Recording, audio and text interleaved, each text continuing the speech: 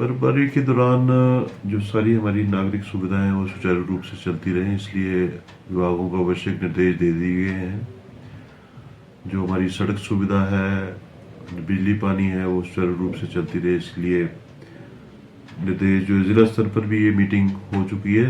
Even state स्तर से जो है ऐसी डायरेक्शन जो है दे दी गई हैं।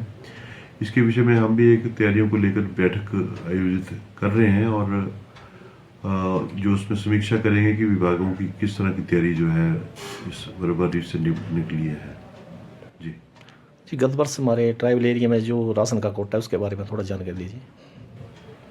राशन का जो सप्लाई है, जो क्योंकि एडवांस राशन यहाँ दिया जाता है, तो राशन की सप्लाई जो है इस टाइम चल रहा है, राशन डिपो में पहुंच रहा है। आटा लगभग पहुंच चुका है। चीनी और दालें भी 4-5 दिनों में पूरा कोटा जो है डिपो में पहुंच जाएगा। और चावल की भी उसी तरह से जो सप्लाई है वो अभी चल रही है। तो हमें उम्मीद है कि इस अगले 10 दिनों में पूरा कोटा जो है वो डिपो में पहुंच जाएगा और एडवांस कोटा लोगों को मिल जाएगा। सर, गत वर्ष हमारे जो रोड काफ़ी डैमेज हुए हैं इस गत वर्ष जो बारिश में मनवेश यात्रा में, तो इस बर्फबारी के सीजन में इनको दुरुस्त करने का कोई प्लान है? तो इनका जैसा बरसात के मौसम में रोड जो कुछ डैमेज हुए थे, तो वैसे तो आपको मालूम है कि जो उनमें आवाजाही जो है वो थ्रू कर दी गई थी। तो रोड्स की कंडीशन के लिए तो जो थोड़ा लॉन्ग टर्म वो उसका जो है अभी जो आवाजाही ये सब में चल रही है, तो ऐसी कोई उसमें दिक्कत नहीं है। कोई मतलब नॉर्मल चल रहा है हमारा जो ट्रैफिक है। पर उनको जो है मेंटेन रखने के लिए, ताकि बर्फबारी के दौरान अगर कहीं बंद होता है तो वो त्वरित रूप से उसको खोला जाए, इस तरह का प्रबंध किया जा रहा है पीडब्ल्यूडी द्वारा भी और एनएच द्वारा भी।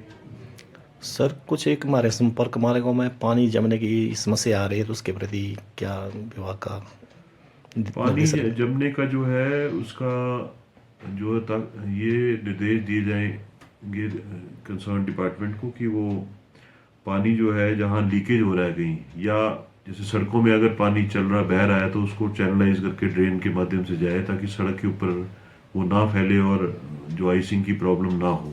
उसी तरह आईपीएच की जहाँ जहाँ सप्लाई में कहीं लीकेज है और वो सड़कों पे बह रहा और पानी वहाँ जमने की प्रॉब्लम आती है, तो उस लीकेज को दुरुस्त किया जाए और उसको जो ताकि आइसिंग का ऐसा कि लोगों को इसकी असुविधा ना हो, उसके लिए आवश्यक निर्देश दिए जा रहे हैं उनको।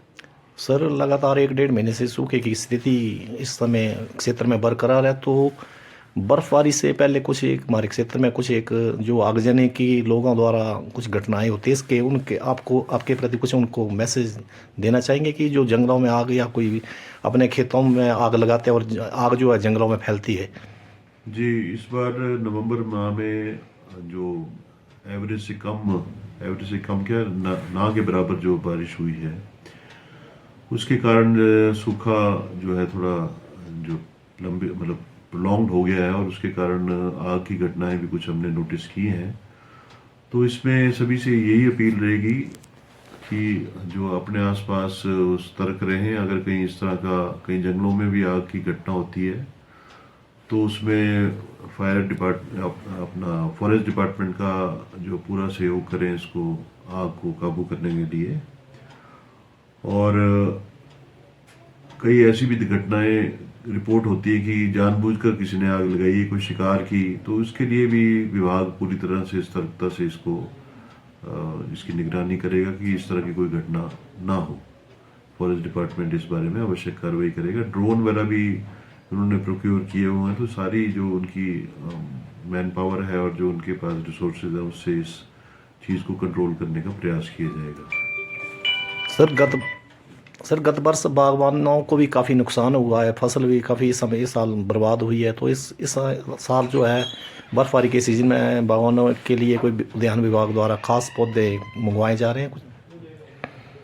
इस पे डिमांड ली जा रही है। बागवानी विभाग द्वारा हर वर्ष जो है डिमांड ली जाती है पौधों की द्वारा। कल ही इस बारे में निर्देश दिए गए हैं कि इसका व्यापक प्रचार प्रसार भी करें, और जो लोग बाग जो जो इस तरह का पौधारोपण का मटेरियल लेने के इच्छुक हैं, वो कंसर्न अपने जो एचईओ होते हैं या एचडीओ का कार्यालय, एसएमएस हॉर्टिकल्चर का कार्य, वहाँ अपनी डिमांड दें, तो उनको अपनी डिमांड के अनुसार जो है वो उनको जो प्लांटिंग मटीरियल है वो उपलब्ध कराया जाएगा।